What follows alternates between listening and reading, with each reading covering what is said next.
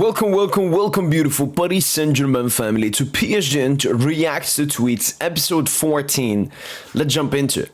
Sir Jim Ratcliffe, Amorim has not had the best of seasons. Ruben needs to demonstrate he's a great coach over 3 years. That's where I would be. You can't run a club like United on knee-jerk reactions to the press who goes off on every week. You know what? I was critical of Ratcliffe before, but he took huge loans to get the signings of Sesko and Buemo and all the other Cunha all over the line, and I can definitely understand his. He sees maybe Amorim as a little bit clownish, should take more responsibility, and should be a bit colder in the press conference, not answering every question and sometimes maybe not saying some stuff and so on. Understandable. Lunar but true. After the elimination against Madrid in the second leg of the Champions League round 16 at the Bernabeu, some PSG players had planned to party in Madrid. Informed us of this initiative, Nasser Khalifi flew into a black rage and immediately ordered everyone to return to Paris without delay. Wow. So they wanted to party despite losing the game, and Nasser just got extremely cooked, which is 100% understandable. Look, there's obviously a difference between a footballer when he's representing the club and then his own life. Like, if the players want to party or want to do anything they want to do in their free time, they're fully free to do that. But after a Champions League elimination and celebrating in Madrid, just think about the people that would have taken the videos from the club and the parties and Neymar got eliminated 4 hours ago. But they don't mention who the players are. Neymar, top of the list. Verratti, I know he's a party guy as well. If them two are there, Messi's really close with both of them. He could probably be there as well. But yeah, a lot of stuff coming out here from the past here. The best player of the Under-20 World Cup, obviously I've talked about Gilberto Mora to Paris Saint-Germain. It would be absolutely huge if we can sign, one of the best upcoming talents from America. Big 5 club signings so far. 2 GA, 0 GA, 0 GA. 1 GA, 1 GA. Okay, so Turkey doing the best then, I guess. Per 90. Also buying for 35 million. That's such a cheap transfer, man. That's why Turkey will 100 billion times succeed this city. Basically costed nothing. Wow, Verts, man. And shout out to Estivao, 2 GA, huge important goal versus Liverpool in the league as well. A 60 million flop nobody's talking about. He did not cost 60 million and he's been injured, but sure. This is Twitter trolling at its peak. Gilberto Mora will play 3 World Cups in 1 year. He's currently playing the Under-20 World Cup in Chile. He could follow up the Under-17 World Cup in Qatar in November. He could play in the World Cup senior team in 2026. Wow. He could be seen as a huge golden boy then. Not like the trophy golden boy, but an actual golden boy. Playing all of these Under-21. He's obviously won the Gold Cup with the Mexican national team as well. Wow, what a talent, man. Do you think Arsenal's record will ever be beaten? Every team's longest unbeaten run. City only 32 is a bit surprising. You would think during their Pep dominance they would have something more. I think I remember this one. I think Liverpool's unbeaten ended versus Watford, if I'm correct. I remember that. I think I remember Watford ending their unbeaten streak. Will it ever be beaten? It's a really tough one, but I guess they were close. At some point it will be beaten by probably one of these 3 teams. Chelsea, City, Liverpool. Now more maybe City, Liverpool. Yeah, you know what? Chelsea are investing a lot. One of those 3 teams, but it could take a while.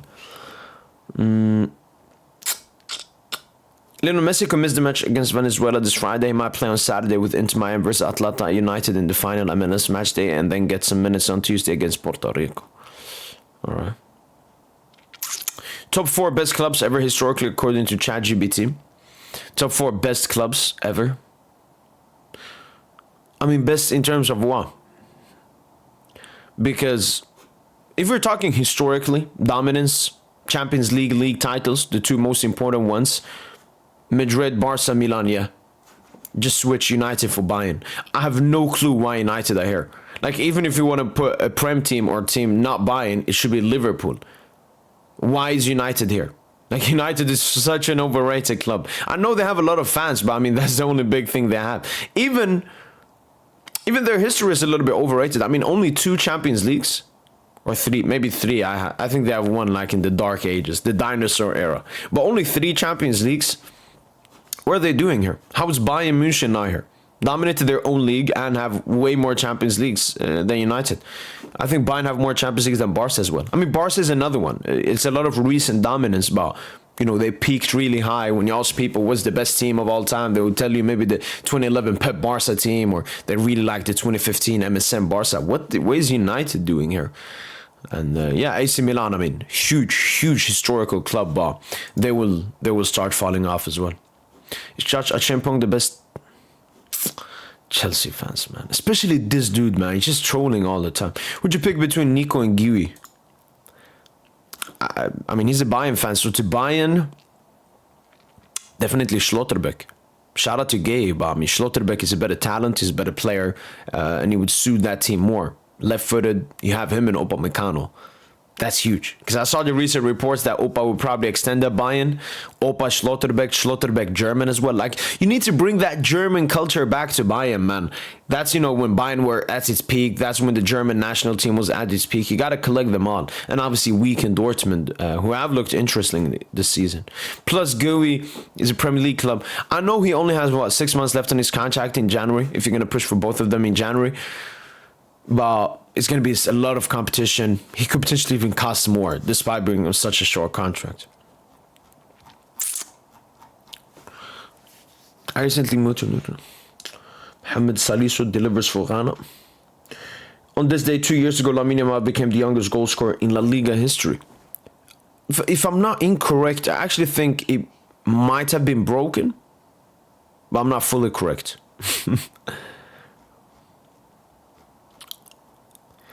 Yeah, this is a bit embarrassing, man. I saw a picture. We don't have a top scorer in League and top 5. The top 5 goal scorers, I mean, Barcelona has 3, which the 5th one has as well, but gotta pick up. Who is this Spanish Chilean, man? How can he be the top scorer of League 1? But Saint-Germain is proud to be part of this new era of European football clubs. Hello? Barca directed Deco. There's no need to be obsessed with signing a new striker. Maybe it's possible to play without a traditional striker. Ferran can play as a number 9. PSG won the Champions League without a main striker. I mean, this quote right here is funny in a billion ways. First of all, shout out to Paris Saint-Germain, the blueprint of football. Shout out to Luis Enrique. Everyone wants to copy him. Arne Slot is copying him. Barca wants to copy him. Maybe it's possible to play without a traditional striker. Obviously. The thing is, I think maybe the flick system, you want more of a striker. Because, I mean, it's different kind of system, different profiles. You need them. Ferran can play as a number 9. I mean, Ferran can, but I mean, he should not be the starting striker for FC Barcelona. He's not on that level. It's a very great backup. But should not be the starter for Barca. Obviously, Barca have huge economical problems, but no, with Leva leaving this summer, they definitely need someone. I mean, they can try out Rashford, honestly. They can try out Rashford as a striker when Raphinha comes back, playing like a Yamal, Raphinha, Rashford trident. But that means you're going to bench Leva. I don't know how that will be seen. But you can try Rashford and see how that goes. Maybe you don't have to sign a top tier striker for next year. Obviously, the Barca presidential thing will be held this year.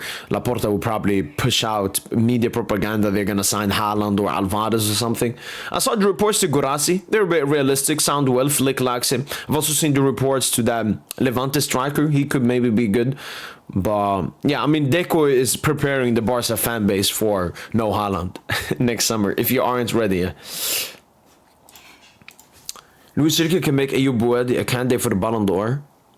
All right, easy. But no, I think Boadi joins Paris Saint-Germain, plays with better talent, trains with better talent, and plays in bigger and better competitions will definitely up his level and his confidence and his PR and everything. He'll be a superb signing to PSG. So official, La Liga's coming to Miami via Real Barcelona December. I mean, it's confirmed now. And this is something, once again, that's been inevitable in the sport of football. You know, I remember since 13, 14, 15, when a lot of clubs used to go to East Asia for preseason and so on. What it's mostly about is these football clubs have already collected as many football fans as possible from the continent of Europe, for example. Everyone knows about football. They either choose to watch the sport or they're not interested. So then they have to move to new environments. And East Asia was, a huge one for a while, but everyone has been there now. Everyone has abused that market. The next big market is America. The World Cup is going to be held there. The Club World Cup was held there. They're even pushing to have the next Club World Cup in America as well. So I think so much will happen in America football-wise. Why? America has like 350 million population, 400 something million population. And they are by far the biggest spenders in the world, like consumers in the world. And they're not consuming football enough according to, the people that own football clubs and so on. That's why it's interesting that PSG haven't gone to America for preseason yet. But obviously we went there for the Club World Cup. But yeah, this was always inevitable. This will help, Barca get even more fans there. Maybe Villarreal get some cheeky fans. And will obviously earn very important money to La Liga, who badly need the money. Under Christophe Galtier, some PSG players benefited from a la carte training sessions and preferred to go to the gym when the exercise didn't interest them. Others reportedly even faked injuries to avoid playing matches they deemed unimportant. Wow. Another report here. All of this comes from the book of Fabrice Hawkins. Very interesting. Obviously, once again, probably the same players we're looking at. Feeling better than the squad. Faking injuries to avoid playing matches. That's crazy. That's crazy. Because I remember Messi, he even got injured at some point, but still, started the games, and reports came out that he told Galtier, I want to start this game. So I don't really know about this.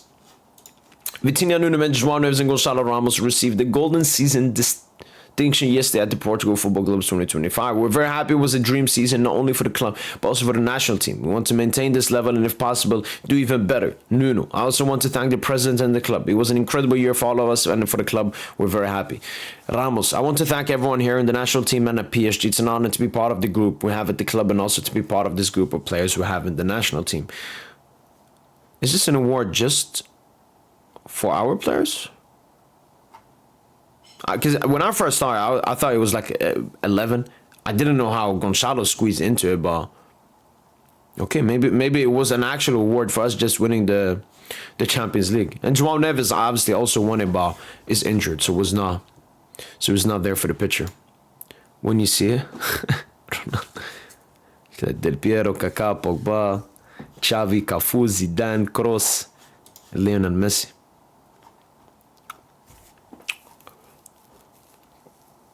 Just Manchester United have their eyes on Raphinha. Barca would ask for around 120 million. United have their eyes on Raphinha. I have my eyes on a Bentley. I have my eyes on a jet ski.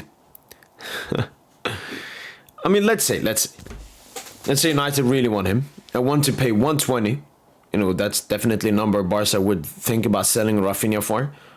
I don't see United spending that money. And I absolutely do not think Raphinha wants to leave. So all of these reports from Free, I don't know how this website or reporting site is not blocked or under investigation. They legit post anything there is. This has to be misinformation. I don't know where they obviously United having their eyes on Raphinha could be true. And that Barca would ask for around 120 could be true, but it just peak engagement frauding, man. All right, one more tweet. Let's find one more. Harry Kane is struggling with the knock. His ankle. He's not training. A team is spotted training with eye patches. Interesting. Come on, let's find one more, one good one to end on here. What's this? The current depth of Barca amounts to 1.95, which is still more. I mean, this can't be true. Because I've been following the depth stuff for a very long time, and it is going down. And it was closer to like 1.4, I think. Even if we ask here, Barcelona depth. Okay, so this is something that came out 1 day ago. For the second consecutive year, the club has ended with positive ordinary results 2 million. They made a 2 million profit, which is still better than previous years, obviously. Considering its economic recovery, operation efficiency across all ordinary revenue has reached 994 million. Wow. Complete second season. True, they haven't even played the Camp Nou. income by 39 million. Response Club has reached a new all-time high of 259 million by the new contract of Nike and everything. Yeah. So that makes no sense. Well, that's been it from my boy PSGINT. Hopefully, guys have enjoyed this video. And as usual, allez Paris.